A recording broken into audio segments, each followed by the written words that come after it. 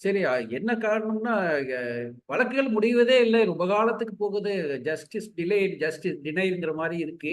அப்போ அப்படிங்கிறதுனால கொஞ்சம் இதுல ஏதாவது காலதாமதத்தை கட்டுப்படுத்துவதற்கு ஏதாவது வழி இருக்கிறதா என்ற அடிப்படையில இந்த மாதிரியான சட்டங்கள் வந்திருக்கிறது. ஜஸ்டிஸ் கரீட் ஜஸ்டிஸ் பரீடுங்கிறதும் நம்ம நினைவில் கொள்ள வேண்டிய விஷயம் தான். ஆக இதுல என்ன டிலேவும் ஆகக்கூடாது, பரீடும் ஆகக்கூடாதுன்னா என்ன பண்ணலாம் அப்படிங்கிறதும் யோசிக்கணும். ஐயா நீதிபதி ஐயா வரி பாரி அவர்களே, வாங்க, இதுக்கு நீங்க பதில் சொல்லுங்க. ஜட்ஜ்மெண்ட் ப்ராப்பரா ஓரளவு கொடுத்துட்றாங்க. இவங்க 30 நாள் சொல்லணும்னு அவசியமே இல்லை. கிரிமினல்லாம் ஆர்குமெண்ட் கேட்ட உடனே ஒரு வாரத்திலே கொடுத்துட்றாங்க. அது பெரிய கேஸா இருந்தாலும் சரி, சின்ன கேஸா இருந்தாலும் சரி. சிவில்லையும் டேட் பிக்ஸ் பண்ணிடுறாங்க. ஆக மொத்தம் 1 மந்த்துக்குள்ள ஆர்டர்ஸ் வந்துருது. ஸோ அதெல்லாம் ப்ராப்ளம் இல்லை. இப்போ இந்த டிஸ்கஷன்ல புதுசா வந்த சட்டத்துல என்னை பொறுத்த வரைக்கும், அதாவது வழக்கு யார் மேல இருக்கோ அவங்க பாதிக்கப்படக்கூடிய வகையில ஒரு குறை இருக்குன்னா, இப்போ கஸ்டடி எடுத்துக்கிறோம். கஸ்டடி பாத்தீங்கன்னாக்க 60 நாள்ல சார்ஜ் ஷீட் போட வேண்டிய வழக்குல 40 நாள் வரைக்கும் கஸ்டடி எடுக்கலான்றான். 90 நாளுக்குள்ள சார்ஜ் ஷீட் போட வேண்டிய வழக்குல 60 நாள் வரைக்கும் சார்ஜ் ஷீட் கஸ்டடி எடுக்கலான்றான். முன்னெல்லாம் ஒன்ஸ் ரிமாண்ட் பண்ணிட்டா வித்தின் 15 டேஸ்ல கஸ்டடி எடுக்கலாம். அதுக்கப்புறம் போலீஸ் கஸ்டடியே எடுக்க முடியாது. இப்போ போலீஸ் நினைச்சா எப்பனாலும் கஸ்டடி எடுக்கலாம். அப்போ அக்யூஸ்ட் ஒருத்தன் உள்ள போனார்னா அவர் வெளியே வர்றதுக்கு ஒரு அட்வொகேட் பெயில் மூவ் பண்ணாருன்னா, நான் இப்ப கஸ்டடி எடுக்கணும், போலீஸ் கஸ்டடி எடுக்கணும், அவரை விசாரிக்கணும்னு சொன்னா இதனால எதிரி பாதிக்கப்படுகிறான். அப்போ எதிரி பாதிக்கப்படக்கூடிய சூழ்நிலை உருவாக்கி விட்டார்கள் என்றே நான் இந்த தருணத்தில் கருதுகிறேன். அதாவது யாருக்குமே ஒரு அட்வொகேட்டா இருக்கட்டும், ஒரு கேஸ் அந்த கேஸை நம்ம நடத்தி அவர் வெற்றி காணணும். அதுல அவர் குற்றவாளி அல்ல, நிரபராதின்னு கொண்டு வரணும். ஒரு நிரபராதி மேல ஒரு பொய் வழக்கு போட்டாங்கன்னா அதை போலீஸ் கஸ்டடி எடுக்கிறேன்னு சொல்லி உள்ள வச்சிட்டு இருக்கிறதே தப்பு. இது என்னுடைய கருத்து. அதே மாதிரிதான் பெயில் கூட ப்ராப்பரா எடுக்க முடியாத அளவுக்கு போலீஸுக்கு விசாரணைன்ற அதிகாரத்தை டைம் கொடுத்திருக்காங்க. ஒரு எஃப்ஐஆர் போடுறதுக்கே 14 நாள் வெயிட் பண்ண வேண்டிய சூழ்நிலை. இதெல்லாம் சரிங்களா? யோசிச்சு பாருங்க. இப்ப நான் டிஎஸ்பி கிட்ட பர்மிஷன் வாங்குறேன், வாங்கிட்டு தான் நான் விசாரிக்கிறேன்னு சொல்லுவான். சில நேரத்துல நான் டிஎஸ்பி கிட்ட இன்னும் பர்மிஷனே வாங்கல, உடனே போட முடியாது, உன் இஷ்டத்துக்கு பண்ண முடியாதுன்றான். செந்தில்குமார் சார் சொன்னாரு, கம்யூனிட்டி கேஸ்ல சில கேஸ்ல சமூக சீர்திருத்தம்ன்றாங்க. அப்போ உங்களுக்கு வேண்டிய அக்யூஸ்டா இருந்தா சமூக சீர்திருத்தத்துல அவருக்கு காந்தி ஆசிரமத்துல போய் ஒரு வாரம் சேவை செய்யும் சொல்லிடலாம். தப்பு பண்ணா தப்புதான், குற்றவாளின்னா குற்றவாளிதான். சிறு தண்டனையாவது கொடுத்துட்டா பரவாயில்ல, இல்ல ஒரு அபராதமாவது கொடுத்துடலாம். சமூக சீர்திருத்தம் சில கேஸ்ல கொடுக்கலாம், சில கேஸ்ல கொடுக்க முடியுமா சொல்லுங்க பார்க்கலாம். இப்படி எல்லாம் கொண்டு வந்திருக்கிறாங்க. இது விஷயமா நம்ம நண்பர்கள் என்ன சொல்றாங்கன்னு பார்ப்போம். நல்லது, நல்லதுங்க ஐயா, நன்றி நன்றி. சொல்றேங்க. இப்ப என்ன இதுல மத்தவங்க சொன்னதுல ஓகே தாங்க, இதெல்லாம் அமெண்ட்மெண்ட்ல கொண்டு சேர்த்திருக்கலாம். சரி. இப்ப என்னுடைய உரையாடலே உங்களுக்கு தெரிஞ்சிருக்கும், நான் பல இடத்துல ஐபிசி தான் டேர்ம் பண்ணேன். சோ அந்த கன்ஃபியூஷன் வரதான் செய்யுங்க. இன்னொன்னுங்க, இந்த பழைய சட்டங்களை நிராகரிச்சுட்டு இந்த புது சட்டங்களை அதை கன்ஸ்ட்ரக்ட் பண்ணக்கூடாது, இந்த புது சட்டங்கள் வந்தா மிக பெரிய தப்புங்க. அது பண்ணவும் முடியாது. ஏன்னா இப்ப இருக்கிற பெண்டிங் கேசஸ் முடிகிறதுக்கு இன்னும் 50 வருஷம் ஆகுங்க. அது வரைக்கும் நீங்க பழைய சட்டங்களை படிச்சுதான் ஆகணும். சோ நீங்க 6 சட்டங்களை படிக்கணும். So you have to read 6 major acts படிக்கணும். எல்லா சட்டங்களையும் ப்ரோஸ் அண்ட் கான்ஸ் இருக்குதான் செய்யுங்க. மிஸ்யூஸ் ஆஃப் பவர் எத்தகைய சட்டத்திலையும் இருக்கும். அந்த சட்டத்துல நீங்க எப்படி நல்ல வகையில எடுத்துக்கணும்ன்றதுதான் நம்மளுக்கு முக்கியமே ஒழிய, அதுக்கு எல்லாம் நான் என்ன சொல்றேன், நான் நம்பிக்கை வைக்கிறது என்னன்னாங்க, எல்லாத்துக்கும் நீதிமன்றம் இருக்கிறது என்ற ஒரே நம்பிக்கை தான். எந்த நீங்க நல்லெண்ணத்துல ஒரு சட்டத்தை கொண்டு வந்தாலும் அதை தவறா மிஸ்யூஸ் பண்றதுக்கு கண்டிப்பாக இருக்கும். போக்சோ சட்டம் மேடம் சொன்னாங்க, போக்சோ சட்டம் மிகப்பெரிய ஒரு எய்ம்ல கொண்டு வரப்பட்டதுதான். அதுலயும் ஒரு மிஸ்யூஸ் நடந்திருக்குது. That is regard to a particular case and with regard to a particular ஆபீசரா தானே ஒழிய we cannot find fault with the entire organization or with the law. இது எல்லாத்துக்குமே செக் பாயிண்ட் என்னன்னா, அல்டிமேட் இது என்னன்னாங்க, கோர்ட்டு தான். இப்போ இதுல இருக்கிற சட்டங்கள் எல்லாமே சரி என்றும் சொல்லல, எல்லாமே தவறுன்னு சொல்லிட முடியாதுங்க. சப்சிக்வெண்டா இப்ப இருக்கக்கூடிய பழைய சட்டங்கள் பொறுத்த வரைக்கும் இது இத்தனை வருஷம் ஆன பிறகும் ஒரு சில இன்டர்பிரேஷனால உச்ச நீதிமன்றமும் உயர் நீதிமன்றமும் அதுக்கு தெளிவுரை இன்னும் வழங்கிட்டு தான் இருக்காங்க. இப்ப இதுல ஹேண்ட் கஃப் போடலான்னு ஒரு ப்ரொவிஷன் வந்திருக்குங்க. கண்டிப்பா அது உச்ச நீதிமன்றம் ஏத்துக்க போறது இல்ல. இப்ப இது ஆன உடனே ஒரு பெட்டிஷன் ஃபைல் ஆக போகுதுங்க. அதை வந்து உச்ச நீதிமன்றம் தெளிவான வரைமுறைகளை கொடுக்கும். இந்த 90 நாள் வரைக்கும் கஸ்டடி எடுக்கலாம், அந்த 60 days வரைக்கும், அந்த 15 days இல்ல, மேலும் நீங்க எடுக்கலாம்னு பாரியா சொல்லி வருத்தப்பட்டாருங்க. அது என்னன்னாங்க ஐயா, அது வருத்தப்படுறதுக்கு என்னன்னா, இட் இஸ் அ ஜட்ஜ்மெண்ட் லாங்க. உச்ச நீதிமன்றம் ஏற்கனவே சொன்னதைத்தான் சட்டமா வந்திருக்கு. அது ஒரு மிக வழக்கு இப்ப நிலுவையில் இருக்கு, அதை நான் பேர் சொல்ல விரும்பலைங்க. அந்த வழக்குல உச்ச நீதிமன்றம் மிக தெளிவா சொன்னதைத்தான் அது சட்டமா வந்திருக்குங்க. சோ அதை வந்து நாம வந்து வருத்தப்பட்டு பிரயோஜனம் இல்லை. we have to go for it. இதுல என்னன்னாங்க, எல்லாமே ப்ரோஸ் அண்ட் கான்ஸ் இருக்கதான் இருக்கு. இப்போ சட்டம் வந்துருச்சு, நான் தான் சொல்றேன், சட்டம் வந்துருச்சு. பெயர் மாவட்டம் வந்து நம்மளுக்கு வாயில் நுழையாத மாதிரி இருக்கு. நம்ம வந்து ப்ரொனவுன்ஸ் பண்றதுக்கு சிரமப்படுறோன்ற எல்லா சட்டமும் அந்த சிரமங்கள் இருக்கத்தான் செய்யுது, வேற வழி இல்லை. Because we are living inside the law. இப்போ இந்த நிமிஷத்துல நம்ம அந்த சட்டத்தின்படி தான் நாம இருக்கோம். சோ இதுக்கு வழிமுறைகள் பார்க்கணும். அதுக்கு உச்ச நீதிமன்றத்துல உயர் நீதிமன்றத்திலயும் அதுக்கான தெளிவுகள் கிடைக்கும். அதுக்கு அது வந்து லாஸ்ட் ஆயிட்டு இருக்கு. இப்போ ஒவ்வொரு சட்டம் இப்ப மேடம் சொன்ன மாதிரி அந்த ஆன்லைன் புகார், என்னன்னா, ஆன்லைன்ல புகார் கொடுத்துடலாம். ஆனா அந்த ஆன்லைன் புகார் கொடுத்த 3 நாளுக்குள்ள நீங்க அங்க இடத்துல போய் கையெழுத்து போடணும். இல்லாட்டி அது வந்து இதுல இருந்து வராது, புகாராவே வராது. சோ ஆட்டோமேட்டிக்கா அது வேற ஒரு ப்ரொசீஜர் போயிடும். அது தவறுன்னு சொல்ல முடியாது, பட் அந்த சம்பவத்துக்கு போய் தான். இந்த மாதிரி ஒரு சில குறைகள், ஒரு சில லேக்குனாஸ் இருக்குதான் செய்யுது.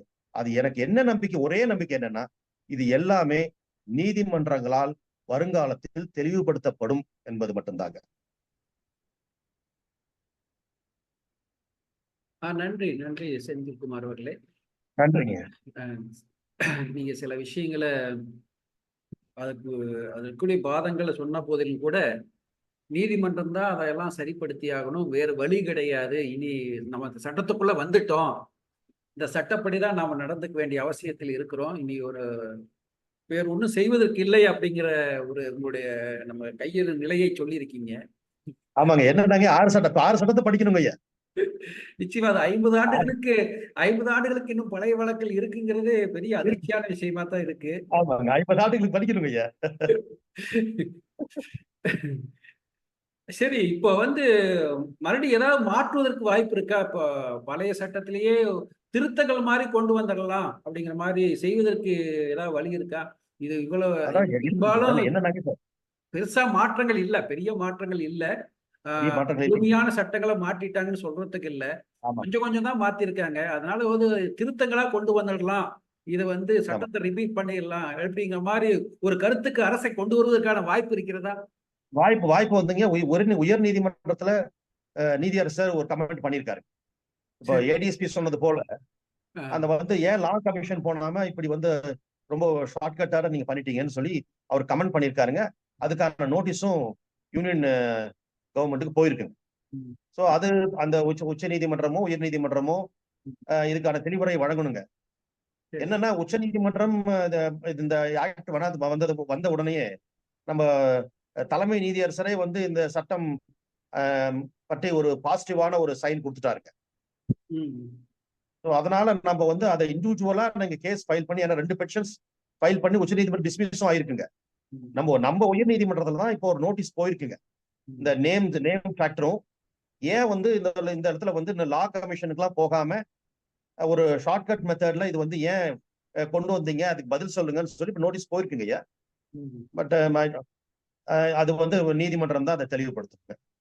சரி, கொண்டு வந்த முறை குறித்து கேள்விகள் எழுப்பப்பட்டிருக்கு. சரி, அது பற்றி ஒரு முடிவு வருவதற்கு நாம் காத்திருக்கலாம். இப்ப நான் என்ன கேட்கிறோம்னா, இது ஒரு பக்க கருத்து என்னன்னா, இது புலனாய்வை எளிமைப்படுத்தி இருக்கிறது, புலனாய்வுக்கு வலு கூட்டி இருக்கிறது.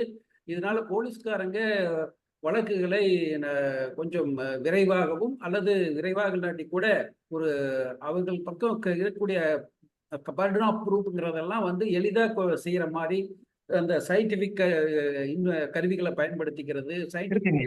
அதுல வந்து forensic experts இருக்கு. அதனால இது புலனாய்வுக்கு ஆமாங்க. உதவக்கூடியது. வழக்குகள் அதிகமான வழக்குகள் இனிமேல் தண்டனை பெறுவதற்கு நிரபராதிகள் போக குற்றவாளிகள் தண்டிக்கப்படுவதற்கு அதிக வாய்ப்பு அளிக்கக்கூடியதாக இந்த சட்டம் அமைந்திருக்கிறது என்ற ஒரு கருத்து இருக்கிறது.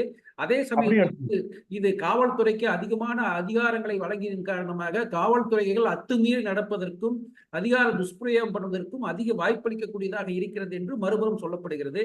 இந்த இரண்டில் எது சரியாக இருக்கும் என்பதை பற்றி உங்களுக்கு இந்த கருத்தை தெரிவிங்களா ஐயா? சார், ரெண்டாவது சட்டத்தை நல்லா படிச்சு புரிஞ்சுக்கிட்டா ஈஸியா வழக்கு நடத்தலாம். இதுல யாருக்கும் எந்த வித பாதகமும் கிடையாது. பொதுமக்கள்ல தப்பு செய்யறவங்களுக்கு தான் இந்த பிரச்சனை. தப்பு செய்யாதவங்களுக்கு பொறுத்த வரைக்கும் எந்த வித பிரச்சனையுமே கிடையாது. வக்கீல்களுக்கு எந்த ப்ராப்ளமும் கிடையாது.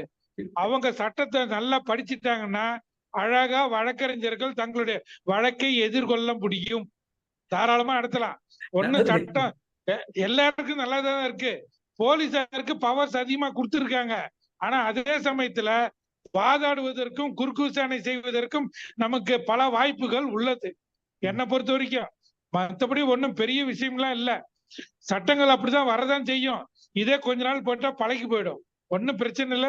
செந்தில்குமார் சார் சொன்ன மாதிரி எல்லாமே வந்து சட்டத்துக்கு உட்பட்டு கொண்டு வந்திருந்தா, கொஞ்சம் முறையா கொண்டு வந்திருந்தா நல்லா இருந்திருக்கும். ஆனா முறையா கொண்டு வரல. அது வருத்தம் தான். பார்க்கலாம். அது 40 நாட்களுக்கு சொல்லப்படணும். 30 நாளா 40 நாள் சொல்லியிருக்காங்க இல்லையா? அது கூட சொல்லப்படும். 40 நாளுங்கய்யா. அப்படித்தான் சொல்லப்பட்டது. விசாரணையே 40 நாட்குள்ள முடிச்சு தீர்ப்பு சொல்லணும்னு சொல்லப்பட்டதா கருதப்படுது. அப்படி இல்லைன்னு நான் நினைக்கிறேன். அதாவது தீர்ப்பு 30 நாட்கள். அதாவது குற்றப்பத்திரிகை வந்து 90 நாட்கள் ஐயா. 90 நாட்கள் வந்து 180 நாட்களுக்குள்ள ட்ரையல் முடிக்கணும். 180 நாட்கள் முடிச்ச உடனே 30 நாட்கள்ல தீர்ப்பு வழங்கணும்னு சொல்லியிருக்கீங்க. நான் எதுக்காக சொல்ல வந்தேன்னா, தீர்ப்பு வழங்குறதுக்கு பெரும்பாலும் 30 நாளா நம்ம எடுத்துக்கிறது இல்லையே. அதுவும் இல்லாம இன்னொரு 30 நாள் எக்ஸ்டெண்ட் பண்ணிக்கலாங்க. இன்னொரு 30 நாள் எக்ஸ்டெண்ட் பண்ணிக்கலாங்க. அதுலயே இருக்கு.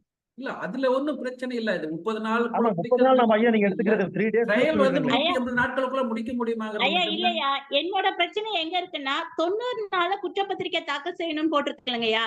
அது முறையான அந்த வேதியியல் பகுப்பாய்வுலாம் அந்த 90 நாளுக்குள்ள வந்துருமா?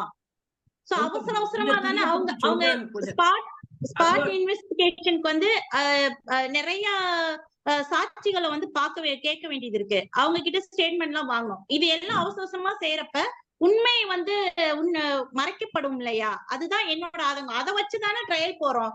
அந்த ட்ரையலையும் இதை வச்சுதானே நம்ம ஜட்ஜ்மெண்ட் கொடுக்க முடியும். சோ இங்க பேசிக்லயே இங்க கொலாப்ஸ் ஆயிடுச்சுன்னா அதுக்காக அந்த கேஸ் சொன்னீங்க. தவறான ஒருத்தனை கூட்டிட்டு வந்து அவங்க நிப்பாட்டி இதுதான் கேஸ்ன்னு முடிச்சுட்டாங்கன்னா என்ன பண்றது? அதுதான் என்னோட ஆதங்கம். 90 நாளுங்கிறது ஒரு கொஞ்சம் ரொம்ப கம்மி எல்லாம் கிடையாது. அதுவும் ஒரு அதிக கணிசமான நாள் தான்.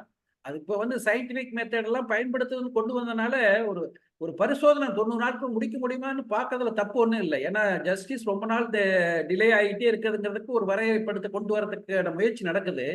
அதனால அதுல வந்து போலீஸுக்கு அதிக பவர் கொடுத்திருக்காங்கிறது தான் பாதகமா அமையுமாங்கிறது தான் மறுபக்கம் ஒரு கேள்வி. பெரிய பவர்ஸ் எல்லாம் ஒண்ணு இல்லைங்க. பெரிய பவர்ஸ் எல்லாம் ஒண்ணு இல்லைங்க. அதுவும் நீங்க வந்து பொதுமக்கள் பயந்துக்கிற மாதிரியான அந்த அந்த அந்த ப்ரொவிஷன்ஸ் எல்லாமே, இந்த ஹேண்ட் கஃபிங் இது எல்லாமேங்க கண்டிப்பா நீதிமன்றத்தால செட்டில் செய்யப்படுங்க. அதுக்கு பண்ணவே வேண்டியது இல்லைங்க. அதுவும் இல்லாமங்க இந்த 90 நாள் 60 நாளும் புது சட்டத்துல மட்டும் வந்தது இல்லைங்க. இந்த 90 நாள் 60 நாளும் ஏற்கனவே இருக்க சட்டத்துல இருக்குது. அது இன்டைரக்டா இருந்ததுங்க. அது இன்டைரக்டா இருக்குதுங்க. அந்த மேண்டேட்டரி பீரியட் ஏற்கனவே இருந்திருக்குங்க.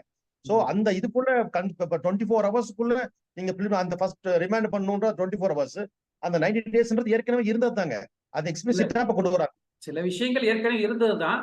என்ன விஷயம்னா இந்த 14 நாள் வரைக்கும் எஃப்ஐஆர் போட வேண்டியதில்லை. போலீஸ் கஸ்டடிக்கு 60 நாள் வரைக்கும் எடுத்துக்கலாம். இப்படி சில விஷயங்கள் கொண்டு வரப்பட்டிருக்கு. அதுதான் பாதகமா அமையக்கூடிய வாய்ப்பு இருக்கிறதா அந்த ஐயா சொன்ன அந்த பாதகங்க அது உச்ச நீதிமன்றத்தால் கொடுக்கப்பட்ட தீர்ப்புங்க. அது ஒரு தீர்ப்புல வந்ததுதாங்க. அந்த 15 டேஸ் எக்ஸ்பிளனேஷனே நம்ம அனுபம் குல்கர்னில கேஸ்ல இருந்துங்க அதை மாத்தி அமைச்சது உச்ச நீதிமன்றங்க. கான்ஸ்டிடியூஷன் பெஞ்ச் தான் அதை மாத்தி அமைக்குதுங்க. அதனாலதான் இப்ப ப்ராப்ளம். சோ அதை நாம பேச முடியாதுங்க ஐயா, அதை பேச முடியாது. அந்த தீர்ப்புகள் திருத்தப்பட முடியாதுங்கிறீங்க. இல்ல இல்லைங்க, அது உச்ச நீதிமன்றம் பண்ணணுங்கய்யா, உச்ச நீதிமன்றம் பண்ணணும். இப்ப அனுபம் குல்கர்னி கேஸ் வந்துங்கய்யா, எடுத்த உடனே அந்த முதல் 15 நாட்கள் ஐயாவுக்கு தெரியும், முதல் 15 நாட்கள் அந்த கோல்டன் பீரியட், அதுக்கப்புறம் போலீஸ் கஸ்டடின்றதே கிடையாதுங்க. சப்சிக்வெண்டா இத்தனை வருடங்கள் கழித்து அது உச்ச நீதிமன்றம் ஒரு தெளிவுரை கொடுத்திருக்காங்க. சோ அது திரும்பி மாறலாம், மாற்றக்கூடாதுன்னு ஒண்ணு இல்லைங்க. வழக்கறிஞர் லூயிஸ் அவர்களே வாங்க, நீங்க பேசுங்க, அமைதியா இருக்கிறீங்க. இல்ல, என்னுடைய கருத்தும் அதேதான், அதே சிந்தனை தான். சில இது பெயர் மாற்றம் தேவையில்லை, அத சட்ட திருத்தமா கொண்டு வந்திருக்கலாம். சட்டங்களை புதிய சட்டம் சொல்லி செக்ஷன்ஸ் எல்லாம் மாத்துனது தவறானது அப்படிங்கிறது எனது கருத்து. அப்புறம் அவர் வழக்கறிஞர் சொன்னது போல சில குறைகள் இருக்கு, அது கண்டிப்பா காலப்போக்குல நீதிமன்றங்கள் ரத்து பண்ணும், தடை செய்யும். ஏன்னா மார்ச் ஆஃப் நீதிமன்றங்கள் இன்டர்பிரட் பண்ணும்போது அதர் தேன் தட் இப்போ வந்து நம்ம அந்த சட்டங்கள் எல்லாம் வாபஸ் பெறுமா, திரும்ப வித்ட்ரா பண்ணிக்குவாங்களா அப்படிங்கறதெல்லாம் நம்மளுடைய எதிர்பார்ப்புகள் நடைபெற வாய்ப்பு இல்லை. ஏன்னா இன்டென்ஷனலா ஃபோர்ஸ்ஃபுல்லா கொண்டு வந்து நடைமுறைப்படுத்தியாச்சு. அதை நோக்கி பயணிப்பதெல்லாம் தவறானது. இந்த சட்டங்களை தெரிந்து கொண்டு இதுல உள்ள நிறைகுறைகளை எதிர்த்து வழக்குகள் தொடுத்து அந்த சட்டங்களை சரி செய்வதும் நமது கடமையாகும். இப்ப உச்ச நீதிமன்றத்தை சொன்னதுக்கு அப்புறமும் மதுரை இங்க மெட்ராஸ் ஹைகோர்ட்ல கேசஸ் ஃபைல் பண்றோம். சில சின்ன கிளாசஸ் ஏதாவது ரொம்ப இடையூறாக இருந்தா அதை ரத்து பண்றதுக்குரிய வழக்குகள் நாம தொடரலாம். அதை தொடர்ந்து இதுவும் சட்ட போராட்டம் ஒருபோதும் நிறைவுறாது, போராடி கொண்டேதான் இருக்கணும். சட்டங்கள் வளர்ந்து கொண்டேதான் இருக்கும். சமுதாயத்தில் சிக்கல்கள், பிரச்சனைகள் புதுசாக உருவெடுத்து கொண்டுதான் இருக்கும். அந்த வகையில நம்ம இந்த மாதிரி கலந்துரையாடல்கள், விவாதங்கள், தெளிவுகள் பெற்று அதன் வழியாக மேலும் மேலும் நம்ம பயணிப்பதுதான் சரியா இருக்கும். நன்றி. நல்லது, நன்றி லூயிஸ். சட்டப்படியான போராட்டம் நடப்பது சரிதான், சட்டமே போராட்டமாய் ஆயிடுச்சே அப்படிங்கிறது தான் இப்ப வருத்தப்பட வேண்டியதா இருக்கு. அவங்க மருத்துவமனைக்கு மெடிக்கல் செக்அப் கூட்டிட்டு போகணும். சோ இவங்க காலையில ஒரு பொண்ணை கூட்டிட்டு போயிருக்காங்க. அங்க போனப்ப டாக்டர்ஸ் இப்ப ஓபில இருக்காங்க, நாங்க இப்ப பார்க்க மாட்டோம்னு சொல்லி காலையில பொண்ணை கூட்டிட்டு போன அந்த சிறுமிய மத்தியானம் வரைக்கும் வெயிட் பண்ண வச்சு, மத்தியானம் போய் இவங்க மறுபடியும் போய் கேக்குறாங்க, சாப்பிட போயிட்டாங்கன்னு சொல்லிட்டாங்க. ஈவினிங் வரைக்கும் அலக்கழிச்சு அதுக்கப்புறம் தான் அந்த டெஸ்டே எடுத்திருக்காங்க. இப்ப என்னோட கொஸ்டின், இந்த ப்ரொசீஜர் இவ்வளவு டிலே ஆகுதுல, சோ இத மாற்றத்துக்கு நீங்க புது சட்டத்துல என்ன வழி இருக்கு? அப்ப குறிப்பிட்ட நேரத்துல கொண்டுட்டு போக வேண்டியது அவங்களோட டியூட்டி, காவல்துறையோட கடமை.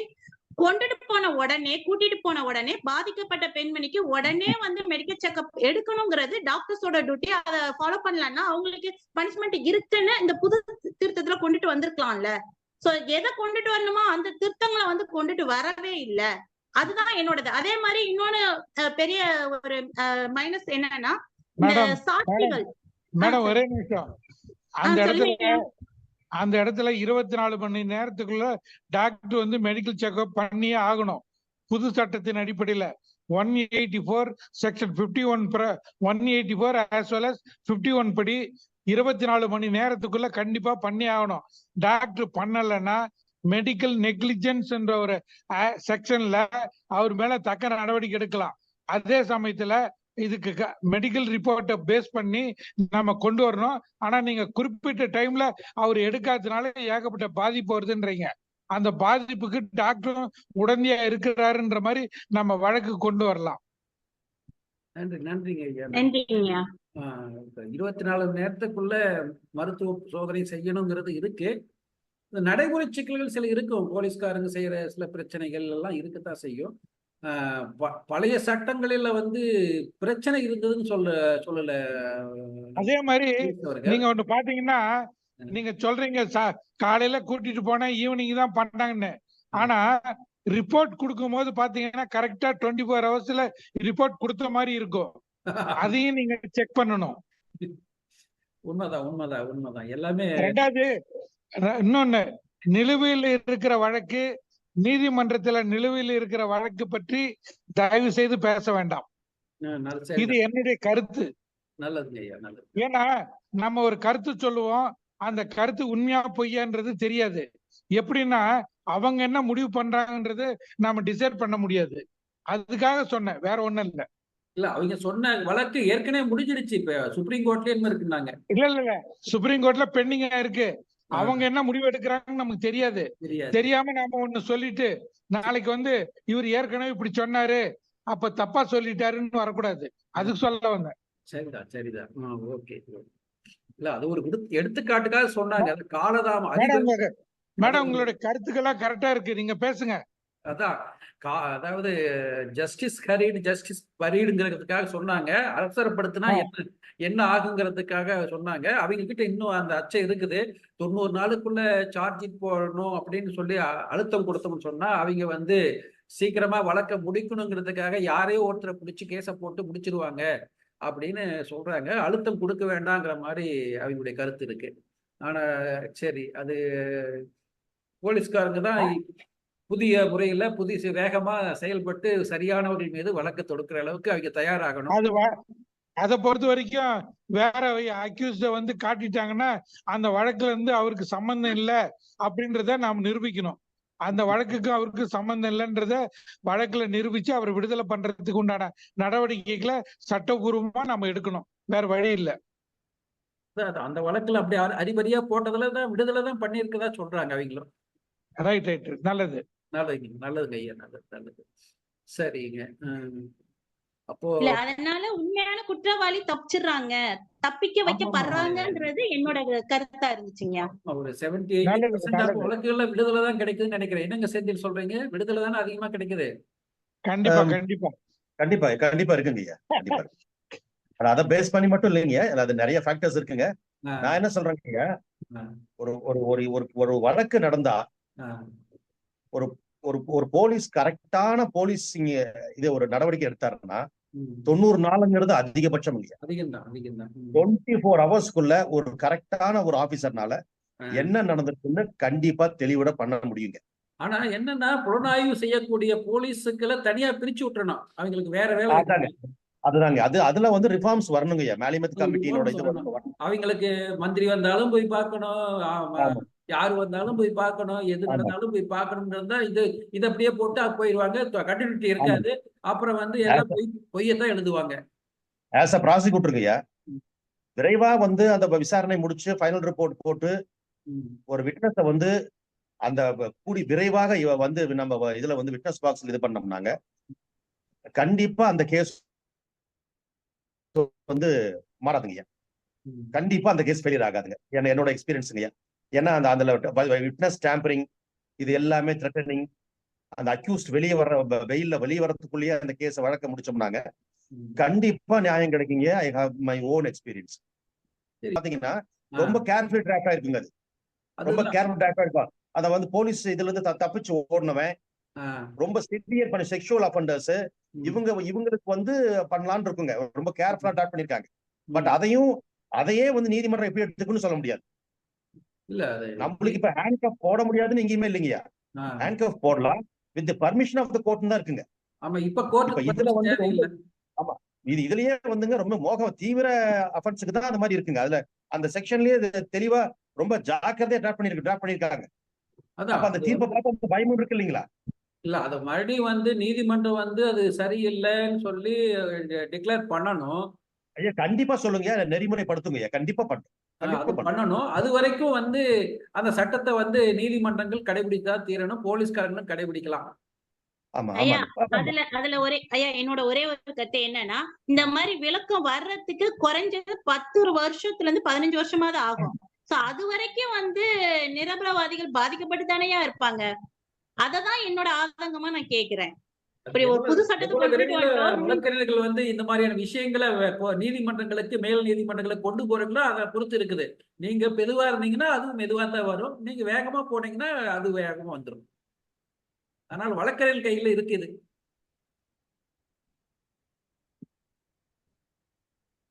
கொஞ்ச நாள் போகத்தான் செய்வோம். கொஞ்சம் டைம் எடுக்கும். கொஞ்ச நாள் சரி வந்துரும். சரி, இப்பவே கூட ரெப்ரசன்டேஷன் பண்ணலாம் இல்லையா? பார் கவுன்சில் ரெப்ரசன்டேஷன் பண்ணலாம் இல்லையா? பண்ணிருக்காங்க. இப்ப கேஸும் ஃபைல் ஆக போகுதுங்க. வந்துருங்க கூடி விரைவில் இல்லைங்க. இந்த மாதிரி கான்ட்ரடிக்டரி செக்ஷன்ஸுக்கெல்லாம் ம். கொஞ்சம் கான்ட்ரவர்ஷியல் செக்ஷனுக்குலாம் கொஞ்சம் தீர்ப்பு கண்டிப்பா சீக்கிரம் வந்துருங்க. நீதிமன்றம் தான் கமிஷன் போடல, ஒரு பார் கவுன்சில் ஒரு கமிஷன் போட்டு இதை ஆய்வு செய்யலாம்ல. ஆய்வு செஞ்சு இதுல என்னென்ன மாற்றங்கள் கொண்டு வரணும்னு சொல்லிட்டு ஒரு அறிக்கை மாதிரி சப்மிட் பண்ணி நீதிமன்றத்திலேயோ அல்லது அரசாங்கத்திலேயோ சப்மிட் பண்ணி அதன் அடிப்படையில ஏதாவது சேஞ்சஸ் வருமானு இது பார்க்கலாம் இல்லையா? ஐயா ஒண்ணு இல்லைங்க, இப்ப ஒன் மேன் கமிஷன் இப்ப கவர்மெண்ட் ஃபார்ம் பண்ணிருக்காங்க ஐயா. சரி. லார்ட் சத்யநாராயண ஐயாட்ட தான் இருக்குங்க அது. அது ஏன் ஒன் அந்த man one man commission? Commission 4-5 பேர் சேர்ந்து தான் பரிசீலனை பண்றது. ஆமாங்க ஐயா. ஒன் மேன் கமிஷனுக்கு வந்துங்க எல்லா டிபார்ட்மெண்ட்ல இருந்தும் நம்மள அவரோட பரிந்துரைகளை கேட்டிருக்காங்க ஐயா. ப்ராசிக்யூஷன் டிபார்ட்மெண்ட்ல இருந்து கேட்டிருக்காங்க, எல்லா டிபார்ட்மெண்ட்ல இருந்து கேட்டிருக்காங்க. இந்த பரிந்துரைகளை நாங்க செஞ்சிருக்கோங்க. இல்ல ஒன் மேன் கமிஷன்னா அது ஏதோ கண் துடைப்பு கமிஷன் மாதிரி இருந்துடக்கூடாது இல்ல. இல்ல இல்லைங்க அப்படி இல்ல இல்லைங்க அது அப்படி கமிஷன் போட்டுட்டு எல்லாம் மறந்துடுவாங்க இல்ல இல்லைங்க இல்ல இல்லைங்க அது இது இல்லைங்க, ரொம்ப விரைவா கொடுக்குறாங்க, ரொம்ப விரைவா போயிட்டு இருக்குங்க. இல்ல அதுல அனைத்து கட்சிக்காரங்களும் இருக்கிற மாதிரி ஒரு கமிஷனா போட்டு ஆய்வு பண்ணிருக்கலாம்னு சொல்ல வந்தேன், வேற ஒண்ணும் இல்ல. அதான் சரிங்க. அதோட ரிப்போர்ட் வந்ததுனாங்க ஐயா, நம்மள அதை முன்னெடுக்கிறதுக்கான வழிமுறைகள் தெரியுங்க அதுல. சரி, சரி, நல்லது. அதை விட நான் எதை சொல்றேன்னா, நீதிமன்றத்துக்கு கொண்டு போகக்கூடிய விஷயங்கள், பார் கவுன்சில் வந்து வழக்கறிஞர்கள் வந்து அதை பத்தி ஆய்வு செஞ்சு தரக்கூடிய பரிந்துரைகள், இதெல்லாம் கொஞ்சம் அதிக பலன் தருங்கிற மாதிரி நான் நினைக்கிறேன். கண்டிப்பா கண்டிப்பாங்க ஐயா, உண்மைதாங்க உண்மைதாங்க ஐயா.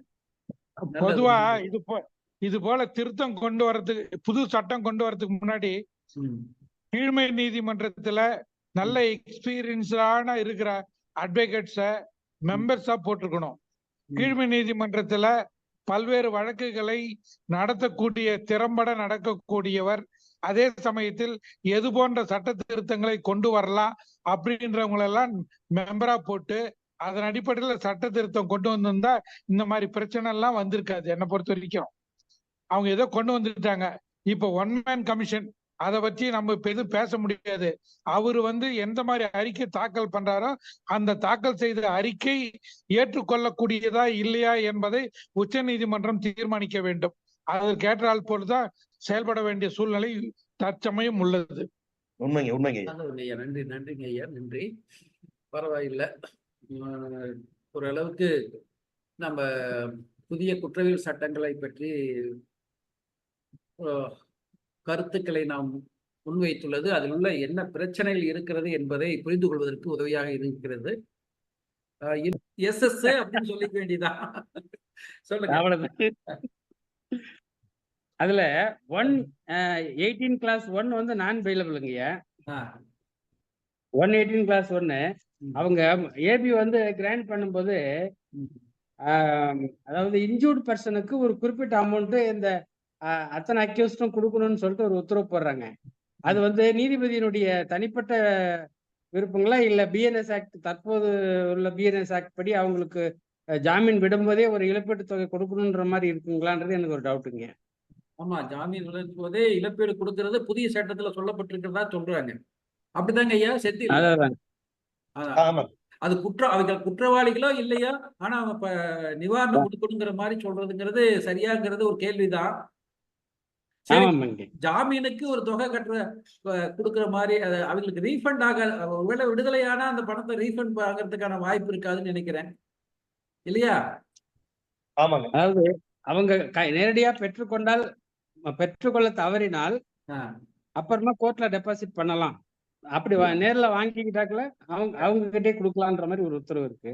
சரி, அப்படி நேர்ல வாங்கின பட்சத்துல கேஸ் அக்யூட்ல ஆனப்ப நம்மளுக்கு அந்த அமௌண்ட் நமக்கு இழப்பீடு வேஸ்ட் தானுங்களையா? ஒருவேளை நீதிமன்றம் பணத்தை திருப்பி கொடுக்குன்னு சொல்லி உத்தரவு போடுமே என்னமோ.